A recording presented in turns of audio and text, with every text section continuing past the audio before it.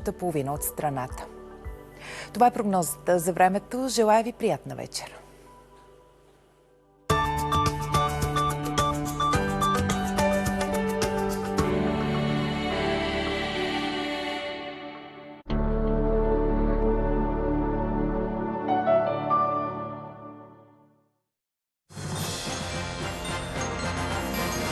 Не пропускайте събитието, за което говорят всички. Кой ще ни представи на Евровизия? Финалът е на 31 януари от 21 часа. По БНТ 1.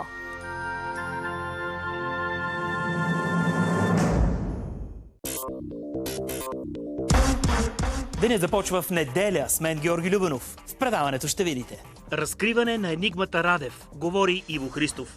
Политика вдясно, Вили Лилков оценя България. От 1 февруари само в евро. Проверки, резултати, прогнози.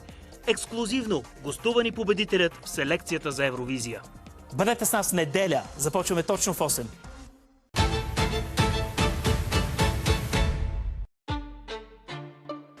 Така както се радвам на живота, идва един момент, в който живота те удар с един чук по главата. Удряте с чука и ти се случва нещо абсолютно изневиделица. За спечелената битка с рака и най-големите пробиви в лечението днес. Малки истории тази неделя, 2 след обед.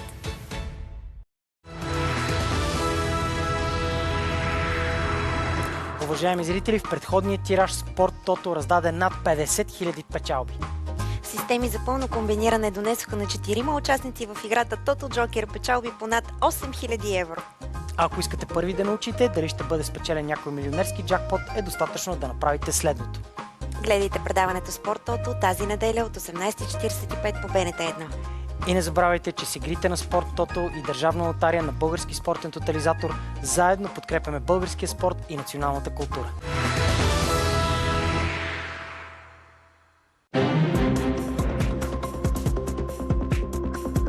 В неделя, след централната емисия "Посвети у нас", гледайте интервюто с мен, Иво Никодимов. За черния 1 февруари 1945. Народният съд и избитите от комунистическия режим регенти, министри, депутати, генерали и интелектуалци. България. Жертвите и престъпленията на комунизма и загърбената лустрация. Историкът и изследовател професор Мартин Иванов. Автор на "Бившите хора на концлагер на България". Очаквайте интервюто. Неделя, 20:30.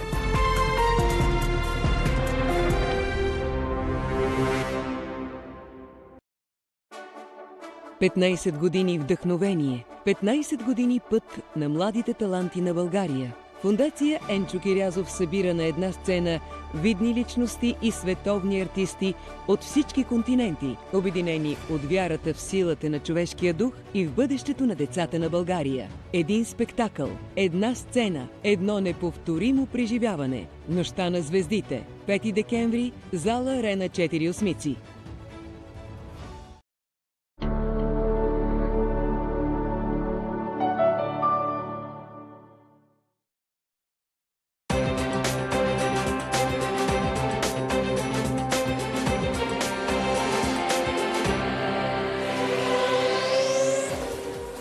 Добър вечер! Започват спортните новини на Българската национална телевизия. Това беше всичко в емисията ни. Довиждане!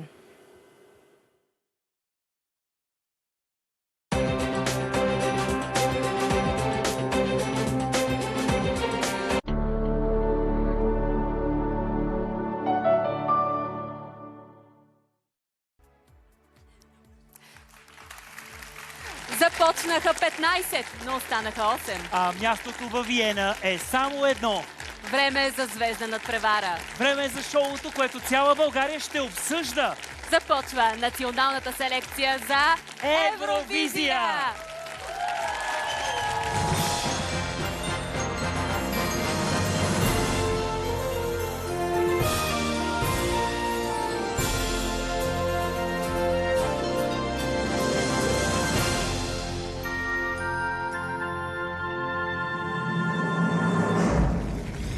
Добър вечер, България!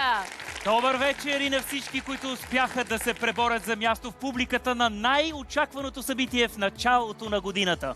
Днес един от 8 ще стане шампион. Но още преди това силната шампионска енергия в студиото. За нас е чест и удоволствие да поздравим в публиката едно от нашите диамантени момичета.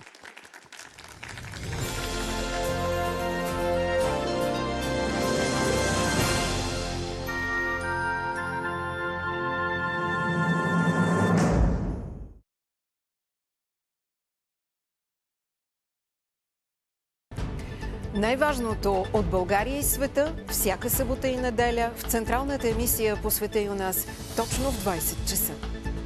Добре, Шери, чудесно. Хайде ще се видим следващата седмица в Париж.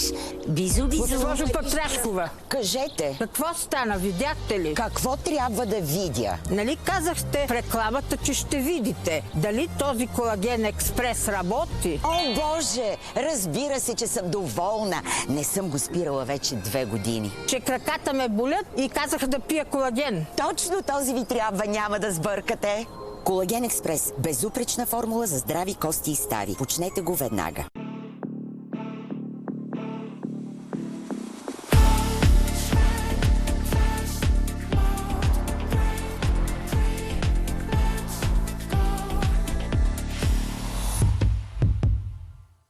Гледайте зимните олимпийски игри по Българската национална телевизия от 6 до 22 февруари.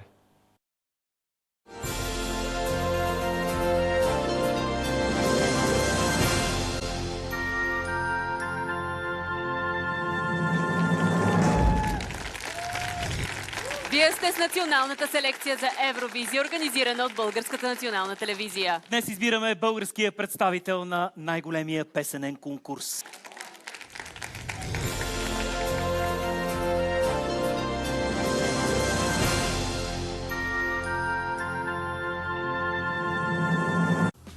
С БНТ завинаги. 4-ти телевизионен сезон. Гледайте всяка неделя, точно в 19 часа.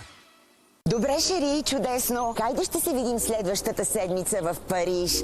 Бизо. Госпожо Патрашкова, кажете. Какво стана? Видяхте ли? Какво трябва да видя? Нали казахте в рекламата, че ще видите? Дали този колаген експрес работи? О, Боже! Разбира се, че съм доволна. Не съм го спирала вече 2 години. Че краката ме болят и казах да пия колаген. Точно този ви трябва, няма да сбъркате. Колаген експрес. Безупречна формула за здрави кости и стави. Почнете го веднага.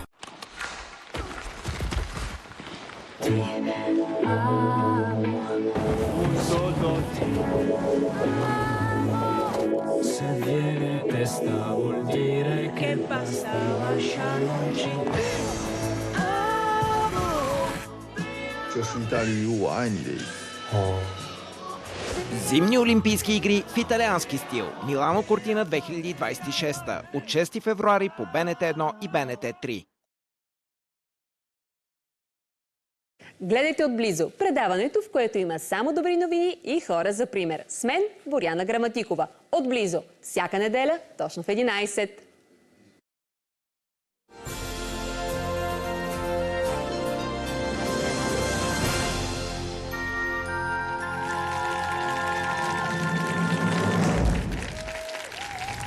Това е националната селекция за... Ние желаем на всички много късмет, но все пак ще има само един победител. И заради това ние искаме да му пожелаем двойно повече късмет на Евровизия. Благодарим ви, че бяхме заедно. Желаем ви приятна вечер. И не забравяйте, успехът е възможен, когато сме обединени от музиката!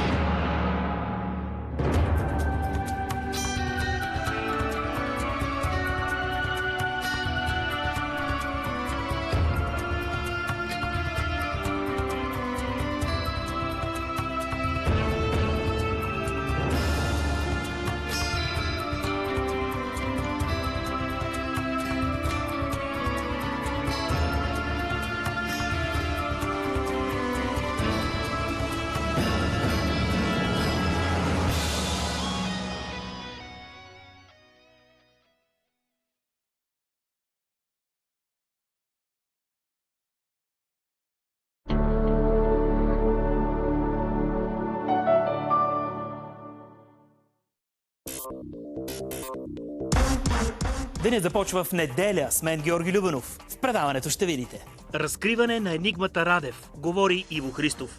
Политика вдясно, Вили Лилков от Синя България. От 1 февруари само в евро. Проверки, резултати, прогнози. Ексклузивно гостувани победителят в селекцията за Евровизия. Бъдете с нас в неделя. Започваме точно в 8.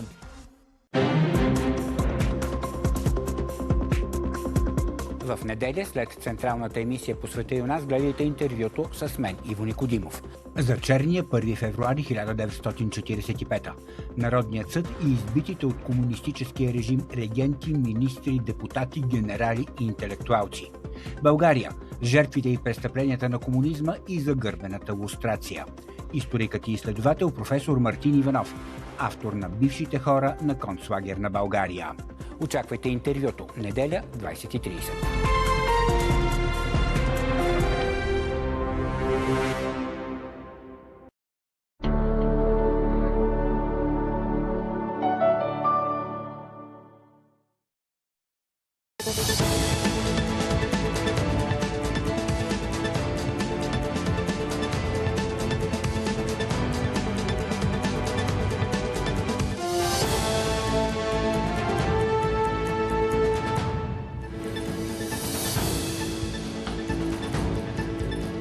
Това са късните новини по света у нас. Аз съм Румен Йовчев. Добър вечер. Големият финал на националната селекция за Евровизия приключи преди минути. Победителят, който ще има честта да представи